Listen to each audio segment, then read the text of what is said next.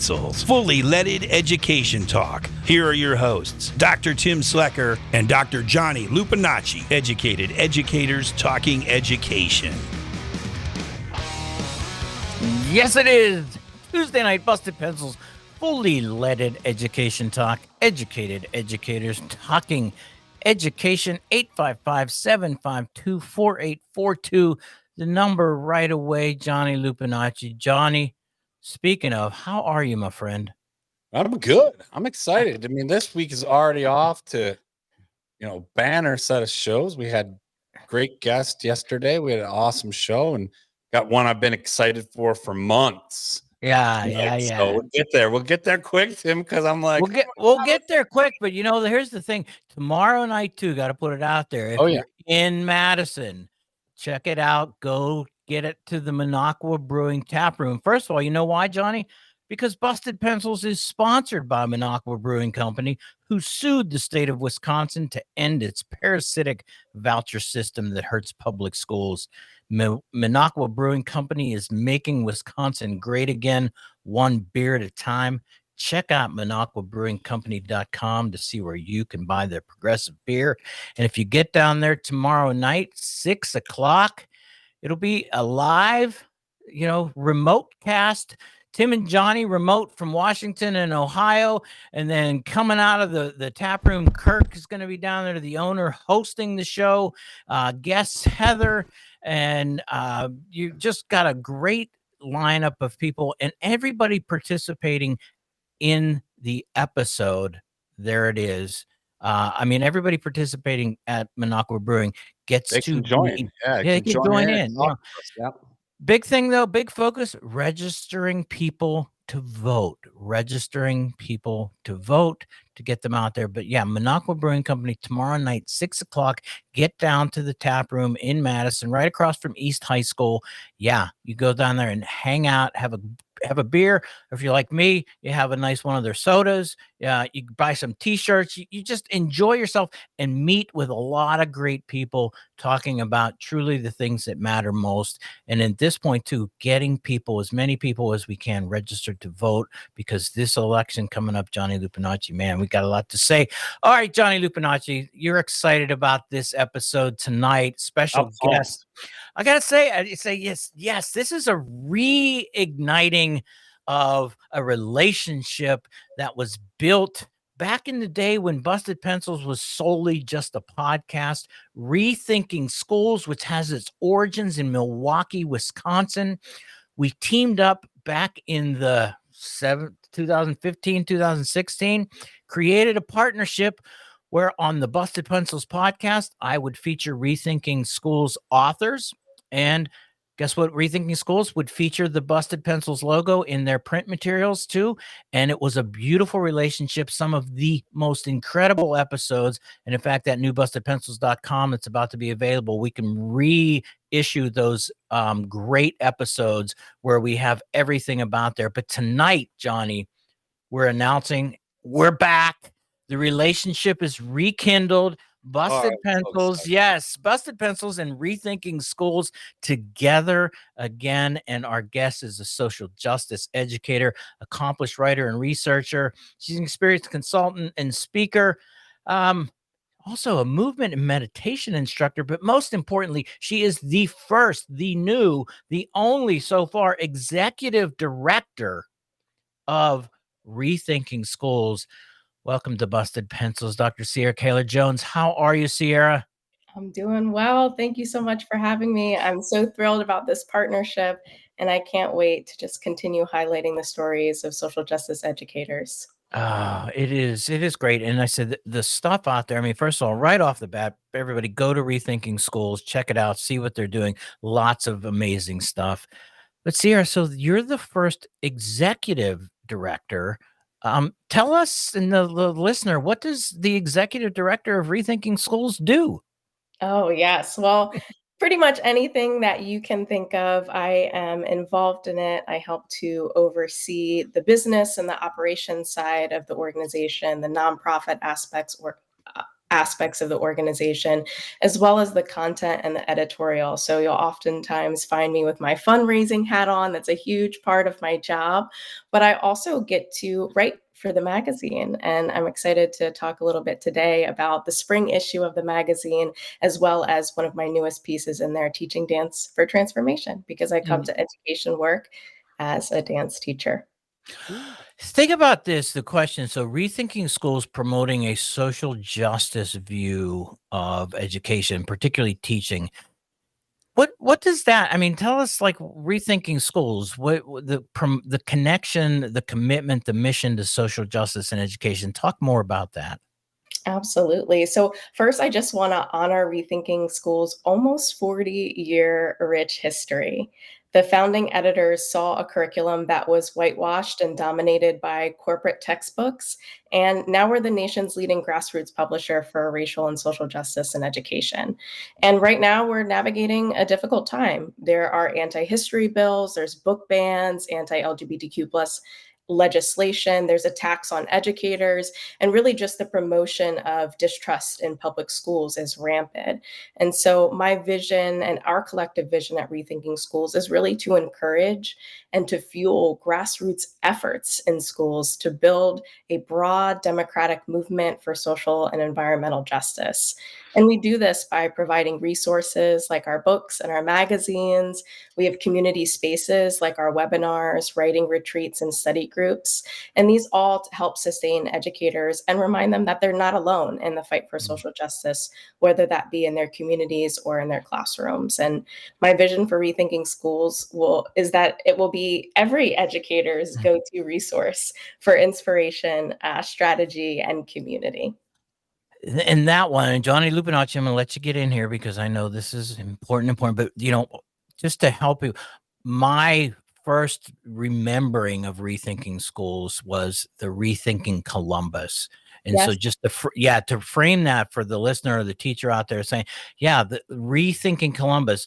At this point now, people are like, oh yeah, everybody knows all these alternative sides to Columbus, but it was Rethinking Schools that really took, combined with Howard Zinn's, history of people's history of the youth, but putting together that content that allowed us to look at this Christopher Columbus figure and rethink what it means to teach students about this whole concept of discovery and what discovery might mean if you are the ones being discovered who went, we knew we were here all along.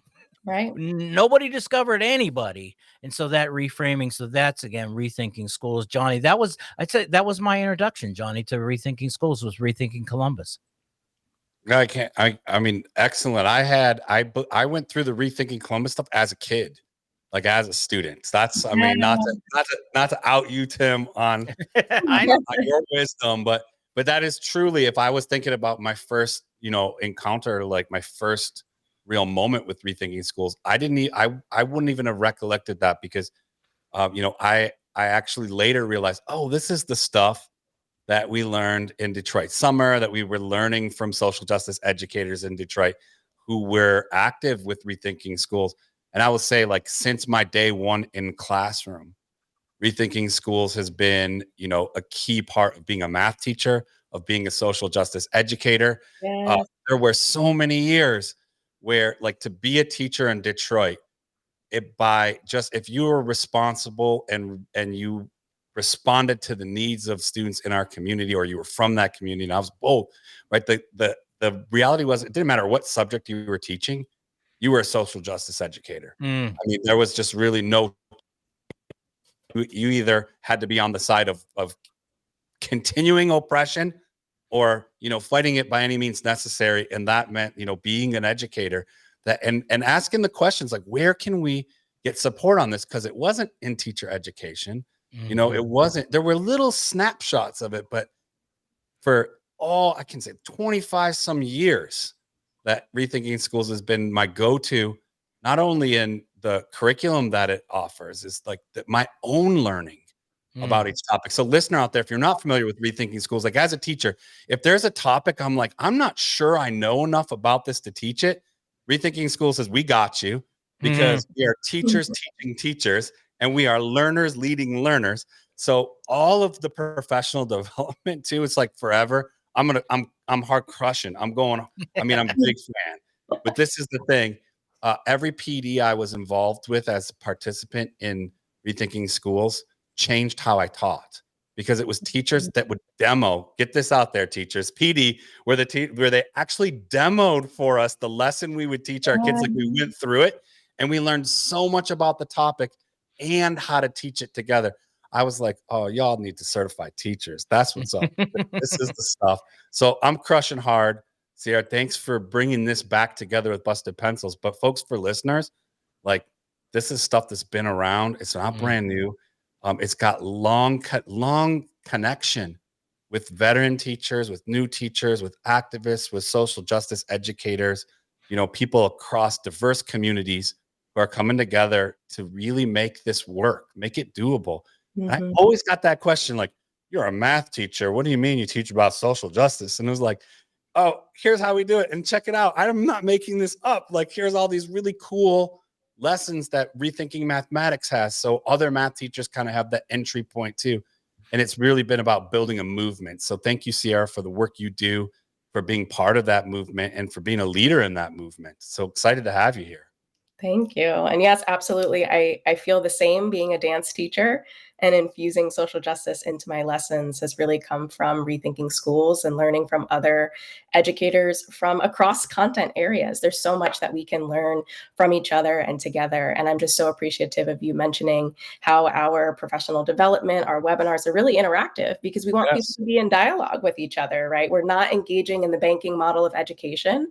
We are really aimed at education for liberation, and how do we get liberated together? I continue to learn so much from the lessons as I read them, both pedagogically about things that I can use in my work as a dance teacher, but also just the content area and the content knowledge. There are historical events that I have never learned before.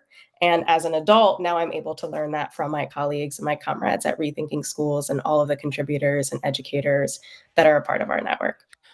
Oh, our guest, Dr. Sierra Kaler-Jones. She is the executive director of Rethinking Schools. We are announcing, yes, the partnership reignited, not new, but just bringing it back together. Busted Pencils, Rethinking Schools. And when we get back, Sierra, though, too, you hit on a term, the banking model of education. We might need to define that. Yeah, banking model education, defining that when we get back.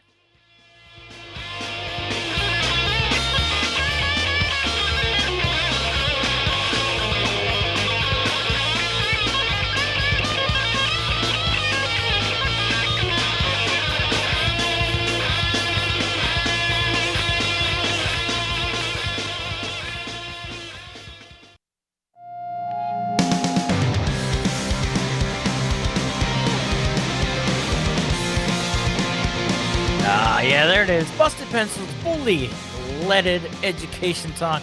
Educated educators talking education. 855-752-4842. Dr. Sierra Kaler-Jones.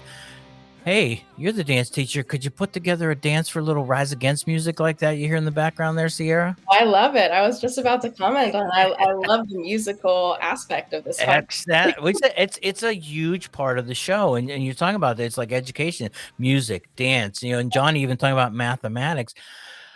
Who you're talking, we're here, the Busted Pencils, Rethinking Schools, Busted Pencils partnership, fully engaged again.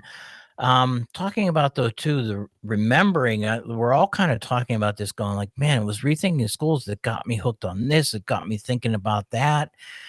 But then, Sarah, you talked about, we're not doing the banking model of schools. And that to me just sounds like that's an opportunity right now to say, like, what do you mean we're not doing the banking model of schools? Yeah. So the banking model concept comes from Paulo Freire and the pedagogy of the oppressed. So highly recommend that folks engage with that text and with the pedagogy behind that. And basically, the banking module is the idea that the teacher has all of the knowledge and the information and just makes deposits into students as if they are a bank, right? And so we actually counter that narrative to center students' lived experiences and their expertise about their communities, what's going on in their lives, and really making sure that that's central. I actually write a bit about this in my piece, Teaching Dance for Transformation, where I talk about my unlearning process as Mm. a dance teacher. Whereas, growing up being a dancer, there was always this pedagogy of listen to the instructor, 5, 6, 7, 8, do it again, stand up straight, look at yourself in the mirror. It has to be perfect. And then I ended up perpetuating that same narrative to my Mhm. students until I had a really hard moment where the students, I was trying to encourage them to practice improving. And I turned on the music and they just stared at me. And right, exactly, wide eyes, and I realized that I had made the mistake of not actually ever creating opportunities for creative expression and for them to be free in their bodies, which is not who I wanted to be as an educator and not what I want my pedagogy to be at all. And so my piece is really talking to educators about this process of unlearning and moving away from the banking model and moving into liberation. And so now, as a dance teacher, I always say there are no mistakes, only solos. And I ask critical questions of students.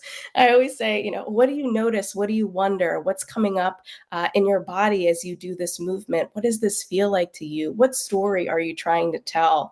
And so, really framing education as an exchange of information, of an exchange of dialogue, because I learned so much from my students. And Mm. that's what we continue to promote in all of our articles at Rethinking Schools, and all of the resources and materials try to help educators frame that pedagogy for their students so that we can create spaces that are joyful and creative and critical and liberatory, and make learning fun.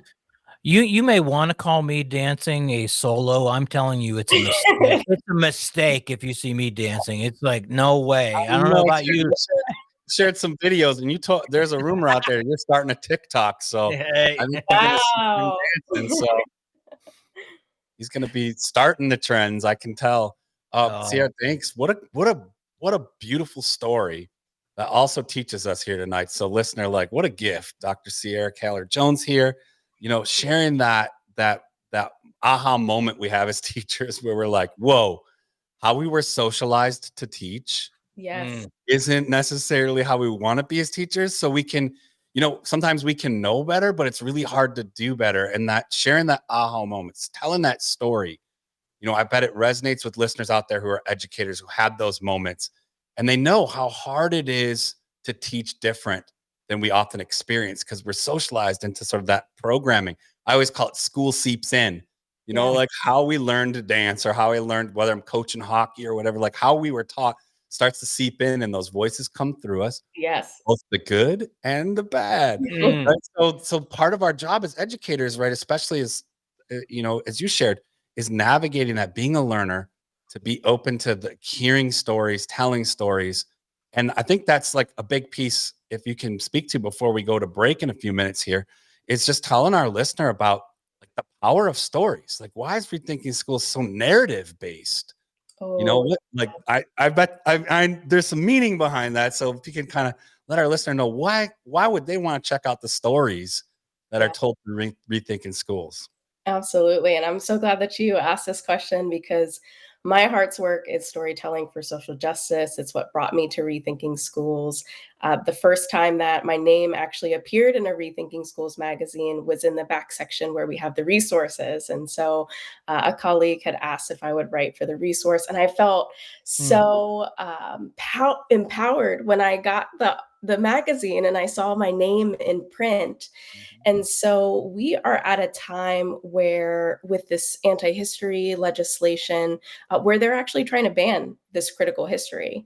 Yeah. We've heard from educators that they no longer are able to use our materials in their classrooms, even though they love our materials. And Mhm. so we help teachers and activists tell stories about their exemplary work and about strategies of resistance. Our work is really situated in power building through narrative change by centering the stories and the expertise of teachers and activists, especially because we know that corporate media doesn't cover our stories, or they only tell half truths about our stories, right? They're more focused on sharing the stories of the Moms for Liberty, but they're not sharing the stories of the resistance. And so our magazine and our books, they really forge a space for social justice educators to tell our stories in our own way without being beholden to the whims and politics of corporate media. We published stories like how the Portland teachers led the longest K through 12 strike in decades, about how elementary school students are using an engineering unit to design a model community where everyone gets what they need, stories about how students are creating their own book clubs to read literature that's been missing or banned in school, about teachers who are discussing climate injustice with students and helping them create art that reflects the world that they want to build. And so we're really highlighting stories of love, solidarity, and defiance. We're not just critique, break down, Right. break down, but we're also talking about what could be possible and what is possible, what's actually happening, because we really also want to provide that hope and that inspiration, especially at a time when teachers are being doxxed, they're being terminated, they're being attacked. We hope that we can be a space of solace, of comfort, of community to remind teachers that we can do this. Mhm. Man, I'm excited and empowered again, but and I had to put, I love your quote, sharing stories of the resistance. What a great tagline too. Rethinking schools, sharing stories of the resistance. And it's the story, right? It's the yeah, take it. It was your quote. So Yeah. you don't have to borrow your own words. They're yours, Sierra. Oh, it's Busted Pencils fully leaded education talk. Our guest, Dr. Sierra Keller Jones, and Rethinking Schools Executive Director, the relationship, the partnership, Rethinking Schools, Busted Pencils back together again. Yeah, and we're going to be doing a lot more, bringing the stories. In fact, when we get back, we're going to jump into the current story that we're occupying right now and do a little bit of talking about the current issue. So again, get ready. We're going to do a little bit, what's going on in Rethinking Schools right now. Busted Pencils, fully leaded. More when we get back.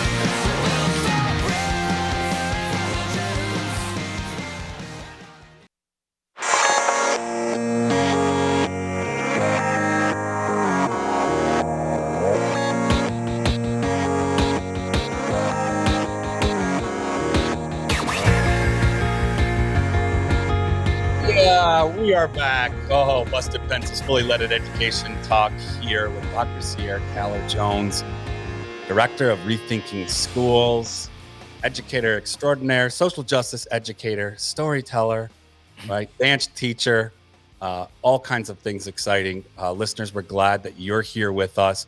And in fact, before we get further into what's happening at Rethinking Schools, especially the spring issue, kind of the way Rethinking Schools plays a role in our social justice education world. We'll get into that. But before we jump into that, we got caller LA Tom on the line. So Tom, how are you, man? Hey guys, I'm doing good. First off, I am an FDR Democrat and I'm proud of it. I have a couple questions for your guest.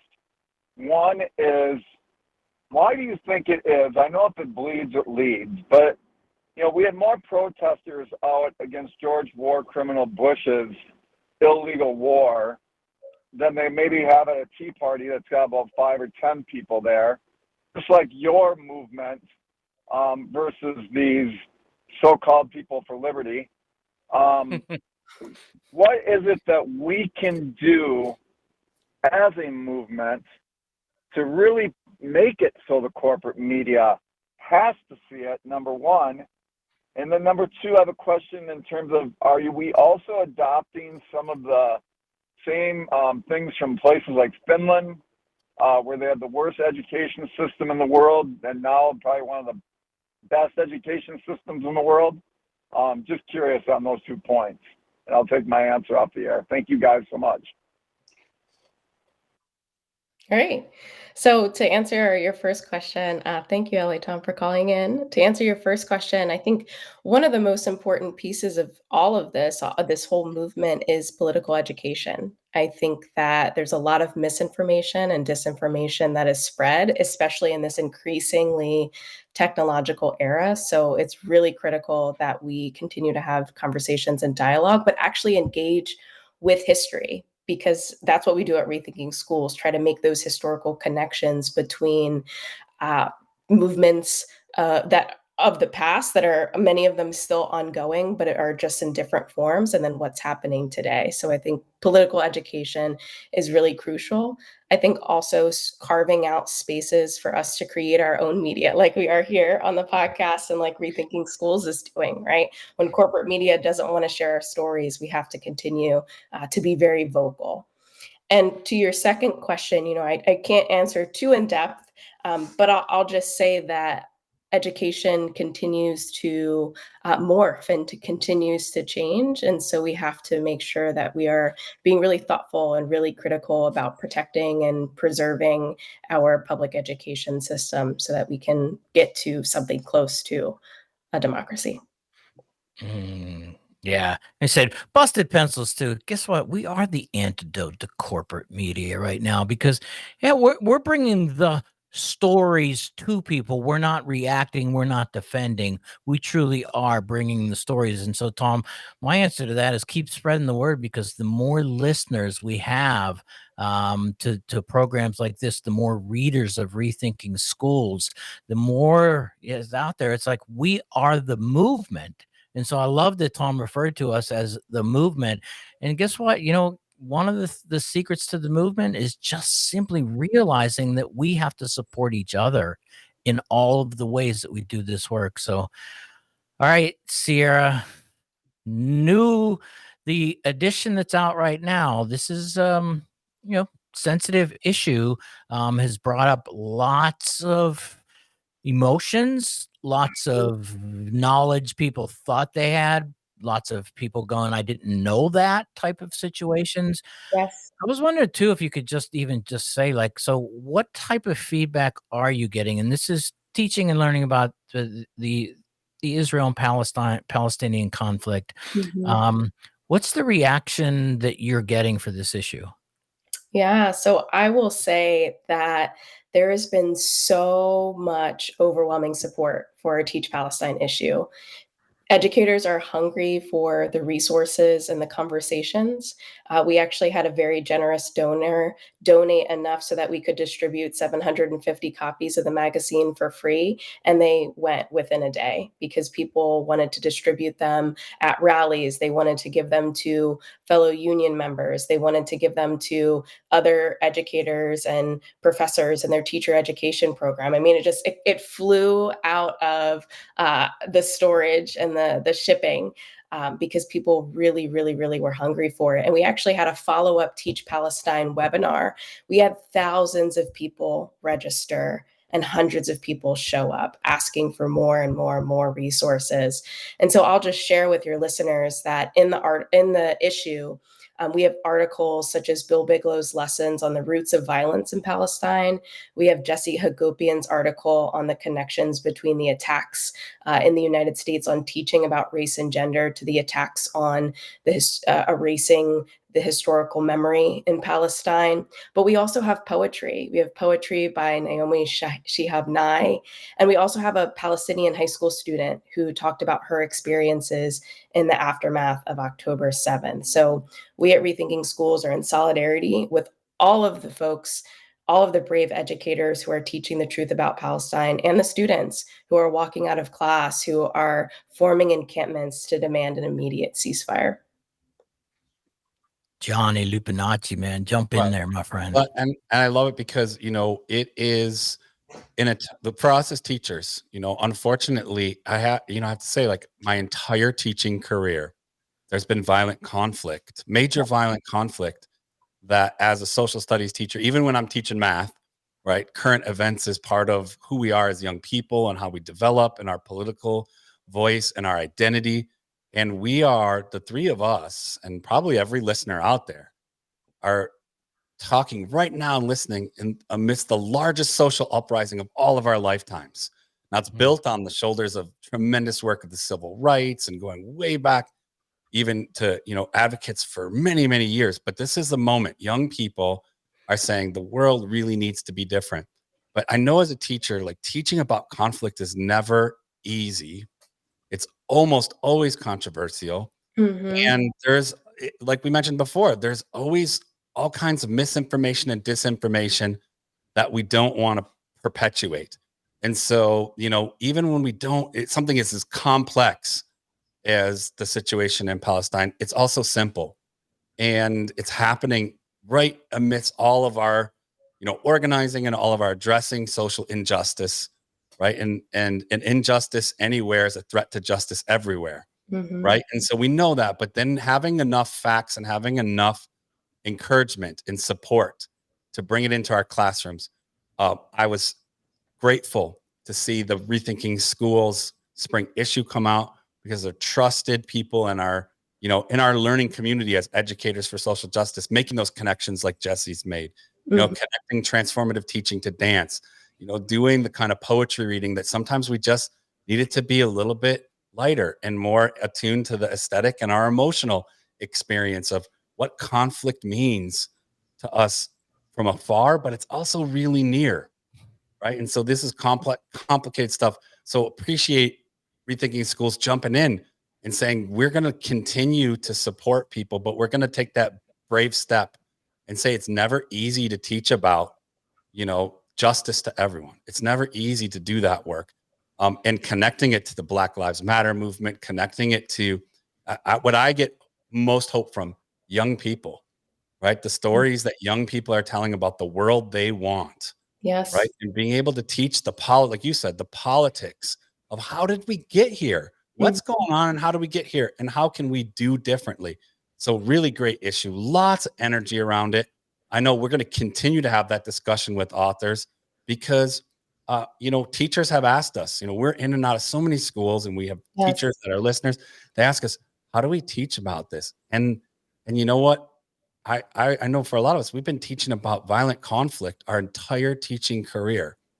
And it just is getting harder and harder and harder. So, I'm wondering like stories of hope from it, right? Like I love the support, love it all, but those that there's no silver lining in the kind of conflict that's going on. But what kind of testimonies, what stories can you share that even just the authors and yourself being part of this issue, how it felt energizing to sometimes like something we feel like, how can we even help? Mhm. Yeah, I'll just share that after the webinar, we got so much feedback from folks who were just saying thank you. Educators that felt refueled, not just the emotional refueling that happens when you're in community with other folks, diving into topics and having discussion, but the refueling of leaving as if, okay, now I feel like I can actually have this conversation with students. And I think, we at Rethinking Schools, we don't shy away from teaching about difficult topics because we know that young people deserve an honest and critical education. And I'm not going to overshadow the fact that it's also been really difficult in teaching this because so many of the educators that are part of our community are being terminated for this, are getting um, attacked by parents and community members and even within the school building. And so that's also a reality that we have to hold. We have to hold those two truths that we have to teach this. And it's so critical and important to be brave. But we also have to also recognize the reality of what teachers are facing today. And it's all at a dismantling of public education. But I'll share just a quick anecdote that students are going to talk about these topics whether we teach them or not. And Mhm. so are our classes going to be those liberatory spaces? Are they going to be the brave spaces where students can feel comfortable to share their opinions, to work through things that are hard, right? Because I think that that's part of the role of education is to be able to work through the things that are hard. And I'll say, even as a dance teacher, I'm in the middle of teaching dance class. My third graders are in the corner and I can hear them talking about the conflict, Yeah. right? And so they're talking about these in community spaces. They're going to be talking about them at school. So we have to continue to lean into our bravery to have these critical conversations, these discussions, and the dialogue, and to present the history so that students can make those critical connections between the history and what's happening today, because they're going to rise up. They're going to do it anyway, right? That's what young folks do. They continuously lead the way, and that's what's giving me hope as well. Just seeing the rallies, seeing the conversations, seeing the encampments of them calling to end the occupation, right? Because that's what they do. And so as educators, we have to support them. And as Rethinking Schools, we support the educators so that they feel equipped and that they feel confident heading into those questions and have been able to talk to other educators and to workshop things, and to share some of their fears, but also to share some of their hopes as well. Man, there it is right there. Man, just barely getting into it. Our guest, Dr. Sierra Kaler-Jones, she's the executive director of Rethinking Schools, the partnership, Busted Pencils, Rethinking Schools. We're here. In fact, we were talking about this at break. We might as well announce it. A lot of the authors in this episode really deserve an extended, long podcast. And Sierra, I'd say this right now for any of the authors for any issue, but this issue, let's schedule them and get them down so that we can really talk deeply about this. Is, again, a really hard subject, and to allow people to have these conversations. Sierra, Rethinking Schools, though, I mean, where should everybody go? Where can we get more? So come to our website, rethinkingschools.org. You can subscribe for our magazine there. You can also sign up to be on our newsletter, our email newsletter, so that you can find out about upcoming events, our magazine issues. We send out a lot of articles that are posted on our website. We also send that out via email. And if folks are interested in submitting an article, check out our website for submission details. We love hearing your stories and supporting you and crystallizing them for publication. You can also start a study group. We have free downloadable discussion guides for some of our books like Teaching for Black Lives, New Teacher Book, Teacher Unions and Social Justice. And actually right now, applications for the Teaching for Black Lives study groups are open through our Zen Education Project. You get free copies of the book, a Rethinking Schools magazine subscription, access to study group only webinars, and connection to a network of other study groups across the United States. Oh, Rethinking Schools. There it is. Busting Pencils, truly.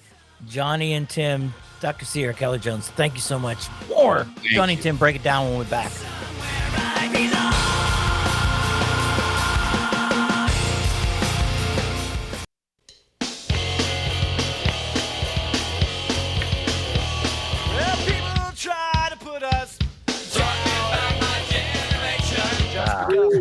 That's what we do. Talk about the generations. Yeah, Busted Pencils, fully leaded education talk. Educated educators talking education. The number is 855-752-4842. The announcement: Rethinking Schools, Busted Pencils, back together again. We never broke up. It's that darn pandemic, Johnny Lupinacci. Things dissipated and then it comes back together. And then honestly, it's an organic thing here. We're having conversation, listeners, and we're working with teachers and different people in the community about education, right? And particularly the political climate for public education, Sierra spoke about it here tonight, and we often talk about it here on Busted Pencils, but, real attack on being able to teach, what's going on in the world, to teach history, to teach, the oftentimes controversial stuff that helps us to be able to think critically about the world, to expand our empathy, to increase our EQ. We talked about that the last couple of weeks, our capacity to both have reason and emotion. So really important stuff. And it's just fitting, right? So many of our callers, so many of the teachers that we talk to who listen to the show have said, hey, where can we get more information to teach about, and fill in the blank? Tim, we've been doing this with you because you've been doing it longer than I've been doing it with you. But, since I've been with you, it's been about COVID. It's been about Black Lives Matter. It's been about, guns in schools. It's been about, LGBTQ plus community inclusion and safety for all of our students. We've had all of these kinds of topics, and it just made sense, in our planning. We were like, you know what? Rethinking Schools is always there, Right. listening, always there, providing stories and expert teaching from around the country, right, on how these conversations are happening in classrooms in ways that are both aligned with curriculum, but like our guest tonight, Sierra, talked about in ways that are about critically engaging, asking questions, thinking openly about what's possible in our world, And so, Tim, it's a special night. There's lots of special things to come. As we get going, though, right? You know what else is going on right now? Civic Media Scotty Summer Text to Win giveaway is on. Download the Civic Media app and listen throughout the day for codes announced at the top of odd numbered hours. That's 7, 9, and 11 a.m. and 1, 3, 5, and 7 p.m. to text in for your chance to win. Stay tuned to hear the next code from our guy, Pete Schwaba, at the top of the 7 p.m. hour. Prize includes Wisconsin Dells prize pack each giveaway hour and a pair of Milwaukee Brewers club level tickets each day. Entering just once will put you in the running for the grand prize of a weekend staycation or a getaway in a beautiful Wisconsin locale. When you text in, you will receive a bounce back text with a link to check your voter registration and sign up for Civic Media news and podcasts. When you do that, you'll earn bonus entries towards all available prizes.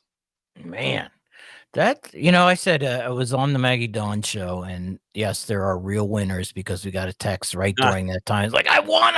You're like, yeah, of course. Yeah. But so, Joe, I mean, we're thinking about this. Yeah, the reconnection of Rethinking Schools and Busted Pencils, and again, they'll be on monthly now too. We're gonna have that as a feature, and we're gonna, because they put out so much material, the ability to talk to those authors.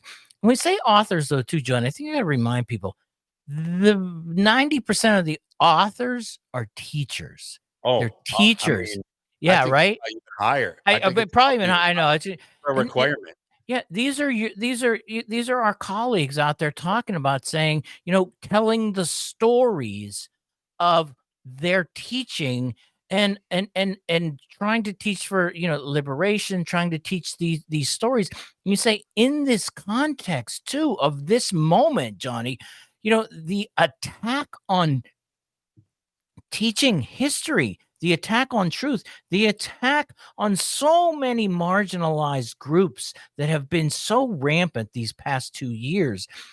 This is where you take a Rethinking Schools and go, man, I don't know if I can do this. But yeah, if you pull out a Rethinking Schools episode, you go to their website, there is a teacher who has taught that, whatever that is, and they've done it in a way that is courageous, empowering, and you as a great teacher, a great educator knows how to go in there and say, I can do that, I can adapt that, I can move that in this direction, I know how to make that okay for but yeah, it's that support. And so it's like having a teacher support group for you when you're trying to engage in critical pedagogy, or in other words, dangerous teaching.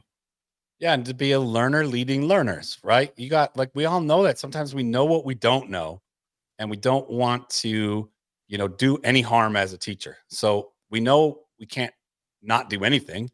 That's harmful. And we don't want to spread mis or disinformation. So that's harmful. So where do you go as a learner leading learners?